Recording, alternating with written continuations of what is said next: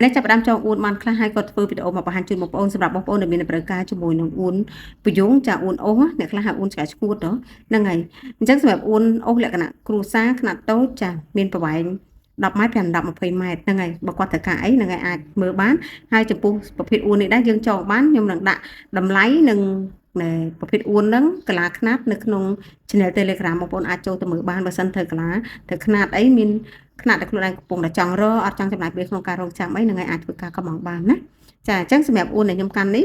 វងនេះគឺកាឡា4ចាកាឡា4ជាងនេះយើងធ្វើតែ2ម៉ែត្រទេចាខ្សែលេខ3អញ្ចឹងសម្រាប់បងប្អូនដែលមានតម្រូវការជាមួយនឹងអួនកាឡា4ជាងរៀងទាបចាត្រឹមតែ2ម៉ែត្រជើងប្រយោងបត់អត់និយាយទេជើងប្រយោងបត់ហ្នឹង1ម៉ែត្រកន្លះផ្សេងអញ្ចឹងសាច់3ម៉ែត្របត់ជា2ណាចាប៉ុន្តែអានេះខ្ញុំនិយាយតែអញ្ចឹងដោយសារតែអញ្ចឹងនេះយើងសំដៅលើកម្ពស់ទឹកបងប្អូនដែលអូសអួនគាត់ដឹងថាអួនពេលដែលយើងអូសគឺយើងអូសអាចស្មើកម្ពស់ទឹកឬខ្ពស់ជាងកម្ពស់ទឹកបន្តិចណាបានអូសបានកុំឲ្យអូសទាបជាងកម្ពស់ទឹកអញ្ចឹងអ្នកដែលគាត់ទិញអួនពីច្រើនគាត់មិនចេះតែទិញអូសទេអាចជាគាត់មានស្រះខ្លួនឯងឬក៏ដៅក្បែរផ្ទះគាត់ដែលថាត្រូវនេះកម្ពស់ដែលគាត់ដឹងអញ្ចឹងគាត់ធ្វើកំងឬគាត់ទិញទៅតាមຂະຫນៈនឹងអូសអញ្ចឹងបងប្អូន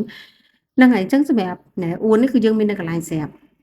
់ហើយកន្លះ4នេះគឺជាងតែ2ម៉ែត្រទេខ្សែ3បើមានអ្នកគាត់មានតម្រូវការគាត់អាចធ្វើការកម្មង់បានប៉ុន្តែនៅកន្លែងនេះគឺខ្ញុំចងបានកន្លះ2កន្លះជាមួយនឹងប្រវែង10ម៉ែត្រ5 10ម៉ែត្រ20ម៉ែត្រក៏មានស្រាប់នៅកន្លែងនេះណាបើសិនជាបងប្អូនមានតម្រូវការជាមួយនឹងកន្លះ2កន្លះខ្សែលេខ2ចាកន្លះ3ខ្សែលេខ2ចាកន្លះ4នេះបានយើងចងខ្សែលេខ3អញ្ចឹងខុសគ្ន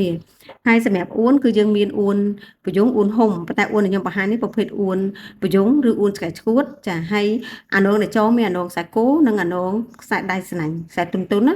ចាហើយជើងវិញមានជើងច្បាក់និងជើងសណអញ្ចឹងបងប្អូនបញ្ជាក់ឲ្យច្បាស់កុំឲ្យច្រឡំចាអ្នកខ្លះក៏គាត់ធ្លាប់ស្គាល់អញ្ចឹងគាត់ដឹងគឺគាត់ធ្វើការកម្មង់យកតែម្ដងចំពោះຂະຫນាតដែលគាត់ប្រើអញ្ចឹងប៉ុន្តែអ្នកខ្លះក៏អត់ស្គាល់ទេអ្នកខ្លះនៅតែអត់ទាន់ស្គាល់អួនអញ្ចឹងគាត់ដឹងថាអួនហុំឬអួនប្រយុងមិនក៏គាត់ស្គាល់ដែរប៉ុន្តែគាត់ថាគាត់អាចតាមដាននៅក្នុង channel ឬក៏ page ខ្ញុំក៏គាត់អាចដឹងខ្លះៗដែរជាមួយនឹងឧបករណ៍នេសាទព្រោះខ្ញុំនឹងធ្វើវីដេអូបង្ហាញជូនហើយខ្ញុំបញ្ជាក់ជាមួយនឹងវ៉ាន់នឹងជូនអញ្ចឹងណា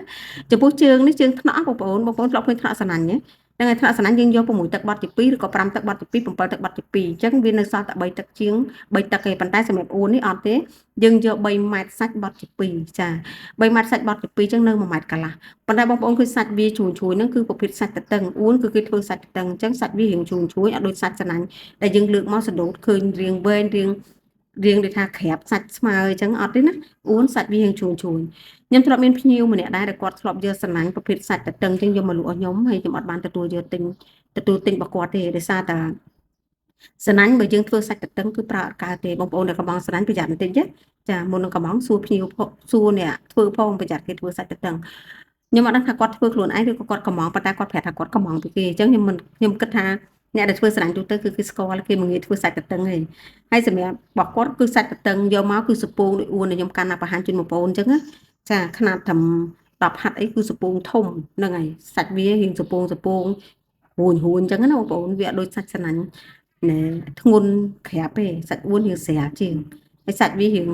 និយាយទៅមើលទៅដូចណែអសណាបងប្អូនហ្នឹងហើយ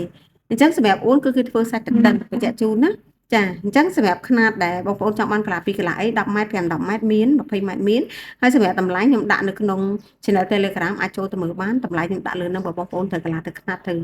ប្រវែងអីអាចធ្វើការកម្មង់យកតែម្ដងព្រោះយើងមានស្រាប់នៅកន្លែងចាហើយសម្រាប់អួននេះគឺយើងប្រើជាមួយនឹងខ្សែលេខ2សម្រាប់កន្លះ2កន្លះនេះកន្លះ3គឺយើងប្រើជាមួយនឹងខ្សែលេខ2បងប្អូនចាខ្សែលេខ2នេះសរសៃវានឹងគឺខ្សែលេខ2អញ្ចឹងបើកន្លះ4ដែលខ្ញុំបង្ហាញវិញមានខ្សែលេខ3អញ្ចឹង2ម៉ែត្រហ្នឹងណាប៉ុន្តែ2កន្លះកន្លះ2កន្លះ3គឺខ្សែលេខ2ទាំងអស់អញ្ចឹងបើសិនជាមានតម្រូវការជាមួយនឹងអួនចាចង់ទិញស្រាប់ក៏បានចង់ដាក់កំងក៏បានចាហើយបងប្អូនដែលកំងឲ្យបានកន្លែងខ្ញុំប្រយ័ត្នតិចជាមួយនឹងលេខវេលុយចាលេខដែលខ្ញុំដាក់វេលុយតែមួយខ្សែទេ096 3 111 332ចាតែមួយខ្សែហ្នឹងណាហ្នឹងហើយតែលេខខ្ញុំប្រើ2ខ្សែមាន97នេះប្រព័ន្ធ97ចា088 73ដើម3127អញ្ចឹងលេខខ្ញុំប្រើតែ2ហ្នឹងទេហើយលេខវេលុយខ្ញុំដាក់តែលេខស្មាតមួយទេដើម្បីឲ្យបងប្អូនងាយស្រួលក្នុងការចំណាំអញ្ចឹងបងប្អូនប្រចាំប្រចាយដោយសារតែឥឡូវហ្នឹងមានអ្នកបន្លំតាមនឹងច្រើនដែរអញ្ចឹងណាហ្នឹងហើយបងប្អូនខ្លះក៏គាត់ឆាតខ្ញុំអ្នកខ្លះទៅក៏ឆាតតែអត់ឃើញយើងតបអញ្ចឹងក៏គាត់ឆ្ងល់អញ្ចឹងក៏ពិត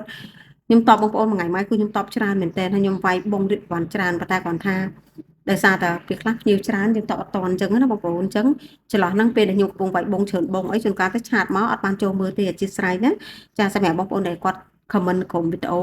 ពេលតនេខ្ញុំចូលមើលខ្ញុំនឹងចូលតបចាប៉ុន្តែបើសិនជាបងប្អូនមានតម្រូវការជាមួយនឹងអីវ៉ាន់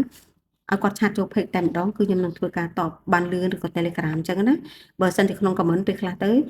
ណែតែយើងរវល់លក់នៅកន្លែងផងវាយបងច្រើនផងជួនកាលការតបនឹងយើងយឺតបន្តិចចាអញ្ចឹងអធិស្ឋានតែក៏អរគុណណាស់សម្រាប់បងប្អូនដែលគាត់ចូល comment នៅក្នុងវីដេអូចាអរគុណច្រើនអញ្ចឹងបើសិនជានេះខ្ញុំនឹងព្យាយាមតបជាមួយបងប្អូនឲ្យបានច្រើនប៉ុន្តែបើសិនជាបងប្អូនចង់បានអីវ៉ាន់ណាមួយដូចស្រ័ញទឹកអីពេលខ្លះខ្ញុំតម្លាក់ភ្លាមភ្ញៀវក៏មកភ្លាមហើយអញ្ចឹងអ្នកដែលគាត់ចាំនៅក្នុង comment គឺគាត់អត់ដែលបានអីវ៉ាន់ទេអញ្ចឹងគាត់ឆាតចូល page តែម្ដងបើសិនចង់បានស្រ័ញទឹកឬក៏ស្រ័ញជើងច្បាក់ចាស់អីចឹងដោយសារតែប្រភេទអីវ៉ាន់ហ្នឹងមានអ្នកចាំច្រើនពេលដែលយើងតម្លាក់ភ្លាមមានអ្នកដែលគាត់កំងភ្លាមអញ្ចឹងអ្នកដែលគាត់ចាំនៅក្នុង comment ពេលខ្លះអត់បានទេអញ្ចឹងអធិស្ឋានណាប៉ុន្តែសម្រាប់បងប្អូនដែលគាត់ប្រើ Telegram អីគាត់អាចឆាត